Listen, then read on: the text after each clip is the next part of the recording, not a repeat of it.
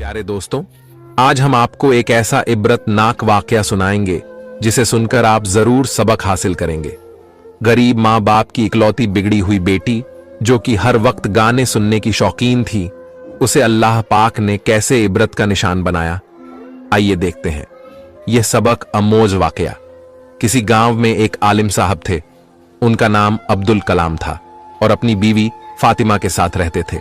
बड़ी मन्नतों मुरादों के बाद उनको अल्लाह पाक ने एक ही बेटी अता की थी। अब्दुल कलाम अपनी बेटी से बहुत ही मोहब्बत करता था। दोनों मियां बीवी ने बड़े लाड़ प्यार से अपनी बेटी को पाला। उनकी बेटी का नाम जैनब था, जो कि बचपन से ही बहुत खूबसूरत थी।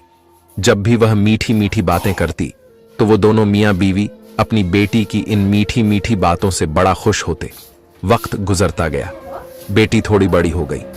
एक दिन अब्दुल कलाम जब नमाज पढ़कर घर वापस आया तो क्या देखता है कि उसकी बेटी ने बहुत सारा मेकअप किया हुआ है। तो अब्दुल कलाम को इस बात पर बड़ा गुस्सा आया। उसने अपनी बीवी को कहा, ऐ अल्लाह की बंदी, समझाओ अपनी बेटी को, ये क्या उसने हरकतें शुरू कर दी। इकलौती बेटी होने का यह मतलब नहीं कि यह इस तरह की गंदी हरकतें करे। तुम उसे पर्दे की नसीहत करो, ये पर्दा किया करे, न कि ये फैशन करके बाहर घूमे। आलिम साहब की बीवी को इस बात का बहुत गुस्सा आया कि उसने उसकी लाडली बेटी को डांट दिया। उसने शौहर को तो कुछ ना बोला, लेकिन बेटी का हाथ पकड़कर नाक फुलाए हुए अंदर चली गई। अब्दुल कलाम कहने लगा, देख लेना, एक दिन तुम जरूर पछताओगी। अगले दिन अब्दुल कलाम काम के सिलसिले में सऊदी अरब चला गया। जाते वक्त अब्दुल कलाम अपनी बेटी का माथा चूमने लगा और कहने लगा, बेटी हमेशा खुश रहो, बस कुछ अरसे की बात है, फिर मैं घर वापस तेरे पास लौट आऊंगा। बस तुम माँ बेटी अपना ख्याल रखना। ऐसे ही वक्त गुजरता गया। एक दिन जैनब की माँ घर का कुछ काम कर रही थी तो अचानक बेटी अपनी माँ के पास आई और कहने लगी, माँ मुझे मोबाइल लेना है। मेरे साथ की जो लड़कियां हैं कॉलेज में अपने साथ मोबाइल लेकर आती हैं, इंस्टाग्राम पर रील भी बनाती है, गाने सुनती है, तो मेरा भी दिल करता है कि मैं भी मोबाइल लूं। जब इतनी बात माँ ने सुनी तो माँ के तो पैरों तले से जमीन खिसक गई। माँ बोली, बेटी ये तुम क्या कह रही हो? पहले भी तुम्हारे बाप को तेरा मेकअप करना बिल्कुल पसंद नहीं, इसी वजह से तेरे बाप ने मुझे डांटा था। लेकिन माँ की बात सुनकर जैनब को बहुत ही ज्यादा गुस्सा आया। अपनी माँ को बोली, माँ मुझे नहीं पता, ना तो मैं कुछ खाऊंगी, ना पीऊंगी, ना कोई घर का काम करूंगी और ना ही कॉलेज जाऊंगी। चाहे जो मर्जी कर लो, जब तक आप मुझे मोबाइल नहीं लेकर देंगी मैं कोई काम नहीं करूंगी। मुझे हर हाल में मोबाइल लेना है। इतना कहकर वह रोने लगी। उसकी माँ को उस पर बड़ा तरस आया, क्योंकि उनकी कोई और औलाद जो न थी, उनकी यह एक ही तो बेटी थी। फिर जैनब की माँ उसके पास आई और बोली, बेटा अल्लाह का वास्ता खाना खा लो, तुम्हारी तबीयत खराब हो जाएगी। चलो मैं तुम्हारे आगे हार मान लेती हूं, मैं तुम्हें मोबाइल लेकर दूंगी, बल्कि हम आज ही तुम्हारा मोबाइल लेकर आएंगे। यह बात सुनते ही जैनब के चेहरे पे मुस्कुराहट आ गई। इसके बाद दोनों माँ बेटी बाजार चली गईं और जैनब की माँ ने उसे नया मोबाइल खरीद दिया। अब तो जैनब बहुत ही ज्यादा खुश थी, क्योंकि उसकी इतनी बड़ी ख्वाहिश जो पूरी हो गई थी, जो कि नामुमकिन थी। उसका बाप तो उसे कभी भी मोबाइल ना लेकर देता, लेकिन उसकी माँ उसकी जिद के आगे हार गई थी। और अब आगे क्या होने वाला था, यह आप लोग जरूर सुन के जाइएगा। जैनब ने जब घर आकर मोबाइल को डब्बे से निकाला तो उसकी माँ खुशी खुशी पास बैठकर बोली, बेटा ये मुझे भी दिखाओ किस तरह का होता है। तो जैनब के तो फौरन ही तेवर बदल गए। कहने लगी, माँ जा काम कर, तुझे क्या पता मोबाइल क्या होता है और कैसे चलता है? तू कौन सा पढ़ी लिखी है? तू तो है ही जाहिल। माँ को गुस्सा तो आया, लेकिन बेटी की खातिर माँ ने सब नजरअंदाज कर दिया। फिर वक्त यूं ही गुजरता गया। वो लड़की दिन पर दिन बिगड़ती गई, मोबाइल में हर वक्त घुसी रहती, माँ का कहना ना मानती, ना कोई घर का काम करती और ना ही नमाज अदा करती। और जब माँ नमाज पढ़ने लगती तो उस लड़की को इस बात की कोई फिक्र ना होती, बस वह मोबाइल में गाने चलाकर सुकून से सुनती रहती। जब उसकी माँ का नमाज से जहन उल्टा होता तो वह बेटी से बोलती, बेटी इसकी आवाज कम कर लो, मैं नमाज पढ़ रही हूं तो ध्यान भटकता है। आगे से बेटी जवाब देती, माँ तू नमाज कब पढ़ रही है? तेरे कान तो मेरे मोबाइल की तरफ लगे रहते हैं। माँ फिर भी सब्र के घूंट पी गई। अब उसको अपनी बेटी की फिक्र सताने लगी कि यह बेटी क्या करे। जैनब की माँ एक दिन फिर बेटी को समझाने बैठ गई कि बेटी खुदा का खौफ करो, इतना मोबाइल ना चलाया करो, तुम्हारी आंखें खराब हो जाएंगी, तुम बीमार पड़ जाओगी बेटी, मुझे तुम्हारी बहुत फिक्र है, कुछ घर का काम भी कर लिया करो। लेकिन जैनब को मोबाइल से फुर्सत ही कहाँ मिलती थी। उसने अपनी माँ को इतनी बात सुनने पर धक्का दिया और कमरे से बाहर फेंक दिया और कहने लगी कि मुझे डिस्टर्ब करने क्यों बार बार आ जाती हो, जब लाइट ऑफ हो जाएगी मोबाइल चार्जिंग पर लगाकर घर का काम कर लूंगी। उस वक्त जैनब की माँ को एहसास हुआ कि उसने कितनी बड़ी गलती कर दी और अब तो यह लड़की मेरे हाथों से निकल चुकी है। पहले तो जैनब मोबाइल पर गाने ही सुनती थी, लेकिन अब तो उसने हद ही पार कर दी। वह जिस कॉलेज में पढ़ती थी उस कॉलेज में उसके साथ एक लड़का पढ़ता था, जिसके साथ जैनब की दोस्ती हो गई और दिन रात उसके साथ कॉल में लगी रहती और जैनब अपना दिल उस लड़के को दे बैठी थी। वह लड़का उसे हर तरह की हरकत पर मजबूर कर रहा था और जैनब हर बात उसकी मानती जा रही थी। अब तो उसे अपनी माँ बिल्कुल भी अच्छी नहीं लगती थी। वह अपनी माँ को बर्दाश्त ही नहीं कर पा रही थी। बस हर वक्त यह दुआ करती कोई ऐसा दिन आ जाए और मेरी माँ कहीं गायब हो जाए, घर से ही चली जाए और मैं उस लड़के से जीभ भर के बातें करूं। ऐसे ही जब वह उस लड़के को अपनी तस्वीरें भेज रही थी तो जैनब की माँ ने उसे देख लिया तो उसने जैनब के मुंह पर एक थप्पड़ मारा और बोली, क्या मैंने इसलिए तुझे मोबाइल लेकर दिया था? जैनब को इतनी बात सुनकर बड़ा गुस्सा आया। उसने अपनी माँ को एक झटके से जमीन पर फेंका और मारने लगी और साथ साथ यह कह रही थी कि तुम्हारी हिम्मत कैसे हुई, मुझे थप्पड़ मारने की, मेरी अपनी जिंदगी है, मैं उसे अपनी मर्जी से जीऊंगी और एक तू है कि मुझे जीने का कोई हक नहीं देती। न कहीं तू मरती है न मेरी जान छोड़ती है। जैनब अब तो नाफरमानी की सब हदें ही पार कर चुकी थी। वह अपनी माँ को बुरी तरह मार रही थी। अचानक दरवाजा खुला और जैनब का बाप बिन बताए ही सऊदी अरब से वापस आ चुका था। उसने आते ही घर में यह माहौल देखा। उसने भागकर अपनी बीवी को जमीन से उठाया और बेटी को एक जोरदार थप्पड़ मारा और बोला कि बेटी, शर्मो है या क्या बेचकर खा गई हो, अपनी ही माँ को थप्पड़ मार रही हो। जैनब की माँ ने रोते रोते अपने शौहर को सब कुछ सच सच बता दिया।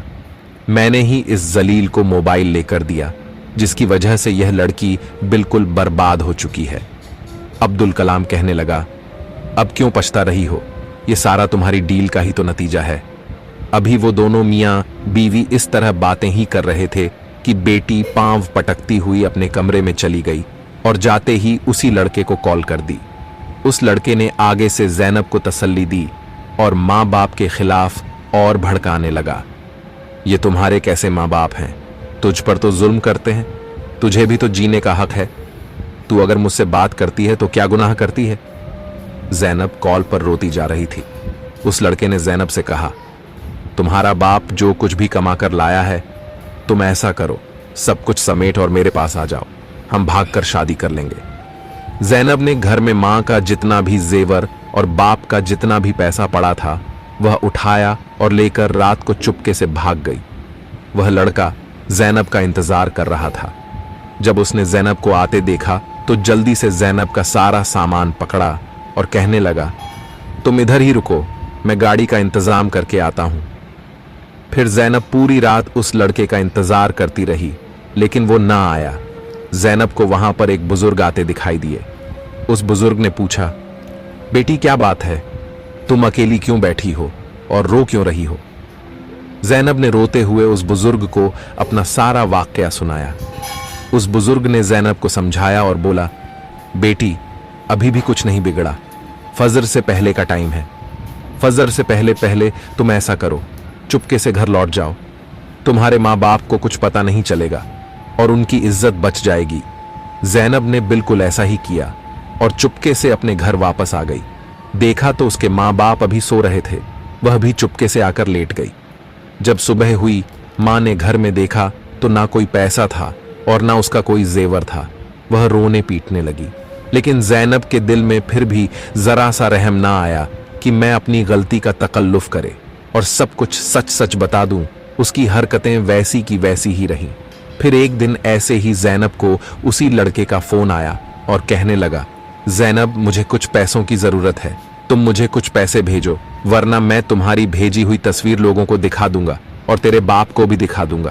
तेरे बाप की 1 टके की इज्जत ना रहेगी। अगर तुम्हें अपनी इज्जत प्यारी है तो मुझे रकम भेज दो। लेकिन जैनब तो अपने बाप का सारा पैसा पहले ही बर्बाद कर चुकी थी। उसके पास अब पैसा देने के लिए नहीं बचा था। फिर उस लड़के ने भी बगैरती की तमाम हदें पार कर दी और उस जैनब की सारी तस्वीर उसके रिश्तेदारों और अपने दोस्तों में शेयर कर दी। जब जैनब के बाप को बेटी की यह नजेबा तस्वीरें देखने को मिली और लोगों ने तरह तरह की बातें की, तो उसका बाप यह सब बर्दाश्त ना कर सका और सदमे से वही दम तोड़ गया। लेकिन जैनब तो पता नहीं फिर भी किस मट्टी की बनी हुई थी। बजाय गम मनाने के या तौबा करने के, अपनी हरकतों से बिल्कुल भी बाज ना आई। अब तो वह जैनब क्लब जाना शुरू हो गई और अब उसकी बेवा माँ बेचारी बेटी को बड़ा समझा रही थी। लेकिन बेटी तो बिल्कुल बिगड़ चुकी थी। अब जैनब ने रात को भी लेट से आना शुरू कर दिया, क्योंकि बाप का साया उसके सर पर नहीं रहा था, जिसने उसे डांटना था। इसलिए और आजादी से फिरने लगी। उस लड़की को घर की कोई फिक्र नहीं थी। घर में मेरी माँ किस तरह से गुजर बसर कर रही है, किस तरह मेरी खाना पीना पूरी कर रही है और किस तरह घर का किराया दे रही है, उस लड़की को हर वक्त अपनी ही पड़ी रहती थी।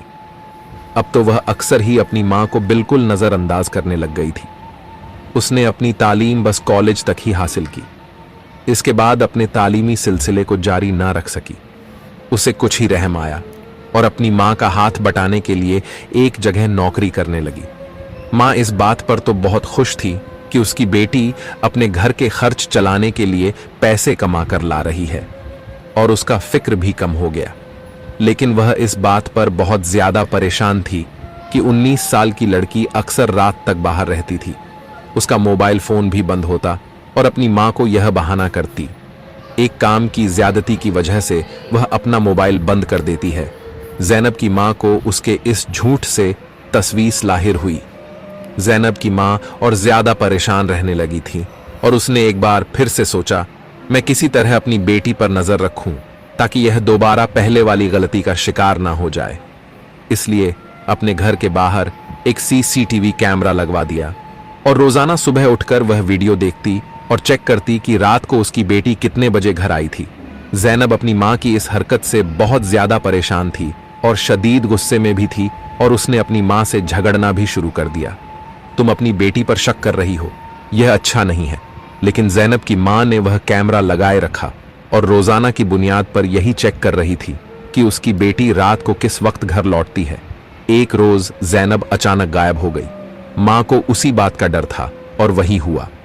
जैनब की माँ अब कई दिन तक उसका इंतजार करती रही। न जैनब को घर वापस आना था और ना ही वह आई। जैनब की माँ की हालत अब खराब होने लगी थी और उसने बदनामी के डर से किसी से भी इस बात का जिक्र ना किया कि मेरी बेटी घर से भाग गई है। उस दिन जैनब की माँ अपने घर के दरवाजे पर खड़ी थी। अपनी बेटी की राह देखते देखते अचानक बेहोश होकर गिर पड़ी। मोहल्ले वालों ने जैनब की वालिदा को उठाया और हॉस्पिटल में एडमिट कर दिया। लोगों ने यह भी बात नोटिस की। वालिदा के अस्पताल पहुंचने पर भी वह हॉस्पिटल नहीं पहुंची और ना ही जैनब अपने घर में मौजूद थी। मोहल्ले वालों ने इस बात को गंभीर मामला जानकर फौरन पुलिस को खबर कर दी। पुलिस जब जैनब के घर पहुंची तो सारा माजरा उनके सामने बयान किया गया। जैनब कई दिन से गायब है। उसकी मां अस्पताल में पड़ी है, जो कि कोमा की हालत में है। पुलिस ने कार्रवाई करते हुए घर की तलाशी ली और उसी घर की तलाशी के दौरान दरवाजे पर लगा हुआ कैमरा भी देखा और उसकी सारी रिकॉर्डिंग भी देखी और उस कैमरे की सारी वीडियो रिकॉर्डिंग अपनी मोबाइल में ले ली। तो उस कैमरे की वीडियो का बतौर जायजा लिया गया, लेकिन कुछ नहीं पता चला। जब पुलिस की टीम जंगल की तरफ गई तो जैनब को छारी में बेहोश पड़ी हुई थी। पुलिस की टीम ने जल्दी से उसे हॉस्पिटल ले जाया गया, लेकिन वह कुछ ही देर में तड़प तड़प के इस दुनिया से रुखसत हो गई, क्योंकि डॉक्टर ने बताया कि इसके साथ 3 दिनों से जंगली जानवर उसके जिस्म को नोच रहे थे और इसके प्राइवेट पार्ट के साथ जानवरों ने बहुत घिनौना काम किया था, जिसके कारण इसकी हालत मौत से भी बदतर हो गया था। और उसकी मां अभी भी कोमे में थी, वह बेहोश थी। उसकी मां को पता भी नहीं था कि उसकी नफरमान औलाद इस दुनिया से रुखसत हो चुकी है। अब मोहल्ले वालों ने जैनब के कफन दफन का बंदोबस्त करना था, क्योंकि जैनब की मैयत बिल्कुल लवार सा पड़ी हुई थी। उसका बाप नहीं था। और उसकी मां बेहोश थी। तो अब अहले मोहल्ला की यह जिम्मेदारी बनती थी कि वह उसके कफन दफन का इंतजाम करे। मोहल्ले की औरतों ने जैनब को गुस्ल दिया तो उसी वक्त गुस्ल देते ही जैनब के जिस्म से अजीब बदबू उठने लगी। गुस्ल देने वाली औरतें तौबा तौबा करते हुए गुस्ल दे रही थी। जब वहां से बाहर निकली और बाहर खड़े मर्दों से कहा, मैयत में से इतनी बदबू आ रही है, आप लोग ऐसा करो, बगैर गुस्ल के ही इसको दफन कर दो, क्योंकि कोई भी इंसान इस बदबू में खड़ा नहीं हो सकता। मोहल्ले के मर्दों ने उन औरतों को समझाया, यह सवाब का काम है, वह जैसी भी थी तुम लोगों का फर्ज बनता है, उसे गुस्ल दो। वह मुसलमान लड़की थी, बेशक वह नाफरमान थी अपने वालदैन की। उसने अपनी जिंदगी में बहुत गुनाह किए थे, लेकिन हम यह गुनाह नहीं कर सकते बगैर गुस्ल के उसे दफना दें। आप लोग थोड़ी सी हिम्मत करें, मुंह पर कपड़ा रखकर उसको गुस्ल दें। हमें अपना फरीजा सही तरीके से अंजाम देना है। उसकी मैयत लावारिस है और हम एक मुसलमान हैं। हमारा फर्ज बनता है हम उसके कफन दफन का इंतजाम करें। अगर हम उसको बगैर गुस्ल के दफना देंगे तो क़यामत के दिन अल्लाह ताला हमसे भी सवाल करेगा। मोहल्ले के मर्दों ने उन खवातीन को खुदा का खौफ दिलाया तो उन खवातीन को एहसास हुआ और उन्होंने मुंह पर कपड़ा डालकर जैनब को गुस्ल दिया। औरतों का काम तो यहीं पर मुकम्मल हो गया। अब मर्दों की बारी थी। उन पर एक अजीब आजमाइश आ गई थी। जैसे ही उन्होंने जैनब की मैयत को उठाया तो चारपाई इतनी भारी हो गई कि उनसे उठाई ही ना जाती थी। सब बहुत परेशान थे। अचानक से बारिश शुरू हो गई। दोपहर का वक्त था और सब लोग बारिश के थमने का इंतजार कर रहे थे ताकि उसको सही तरीके से दफना सके।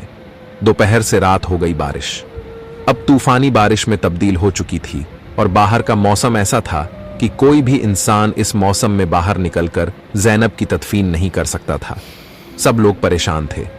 2 दिन मुसलसल बारिश होती रही और इतनी ज्यादा बारिश हुई, मुमकिन ही नहीं था कि कोई बाहर निकले। मजबूरन सबने यह फैसला किया, इमाम साहब से बात की जाए। अहले मोहल्ला ने इमाम साहब से बात की कि अब क्या किया जाए। 2 दिन से लड़की की मैयत पड़ी हुई है और मैयत में इतनी ज्यादा बदबू हो गई है कि हम इसके करीब भी नहीं जा रहे। आप ही कोई हल निकालें, आपको दीन का ज्यादा पता है। इमाम साहब ने कहा, मौसम तो खराब है और रात का वक्त है, लेकिन हर हाल में आज रात इस बेचारी को दफना दो। मोहल्ला वालों ने क्षत्रिया और टर्च लाइट का ज्यादा इंतजाम करके उसकी मैयत को उठाया। बहुत मुश्किल से उसकी मैयत उठी। जैसे ही कब्रिस्तान पहुंचे तो बारिश तेज बरस रही थी और जो जैनब की कब्र थी पूरी की पूरी पानी से भर चुकी थी। वो लोग परेशान हो गए और दोबारा से गोरखन ने दूसरी जगह कब्र खोदने शुरू की, लेकिन वो कब्र भी बारिश की वजह से पानी से भर जाती।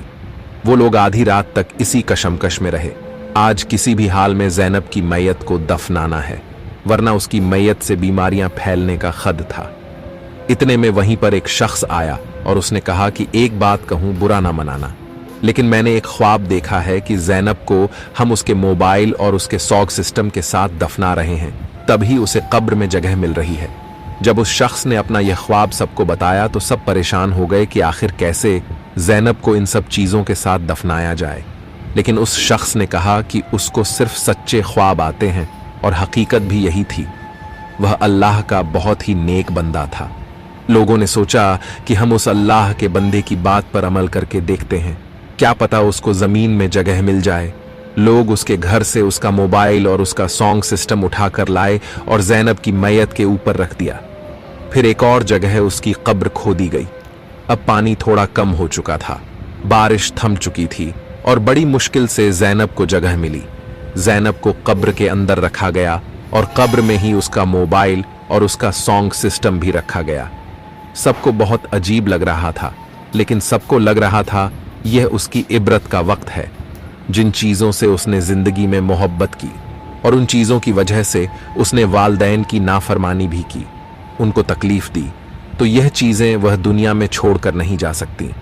उसे उन्हीं चीजों के साथ कब्र में दफना दिया जाए ताकि उसको एहसास हो उसने दुनिया में क्या कमाया और क्या नहीं। फिर अचानक ही एक शख्स की चीख बुलंद हुई। उसने कहा, देखो, इस लड़की की जुबान बाहर आ गई है और उसके कानों से कीड़े निकलने लगे हैं। यह मंजर इस कदर खौफनाक था, वहां पर तमाम मौजूद लोग चीखने लगे, चिल्लाने लगे। उन्होंने कहा, इसको तो मट्टी डालने से पहले ही इस पर अजाब नाजिल हो चुका है, जल्दी करके इस पर मट्टी डाल दो और यहां से भाग चलो, ऐसा ना हो कि इसका अजाब हम सबको लपेट में ले ले। अहले मोहल्ला ने उसकी कब्र पर मट्टी डाल दी और फौरन से वहां से भाग निकले। औरतें तौबा अस्तगफार पढ़ने लगीं। इमाम साहब से जब इस बात का जिक्र किया तो इमाम साहब ने जैनब की मगफिरत के लिए कुरान खानी रखवाया और सब ने 3 दिन तक जैनब की मगफिरत के लिए दुआ की।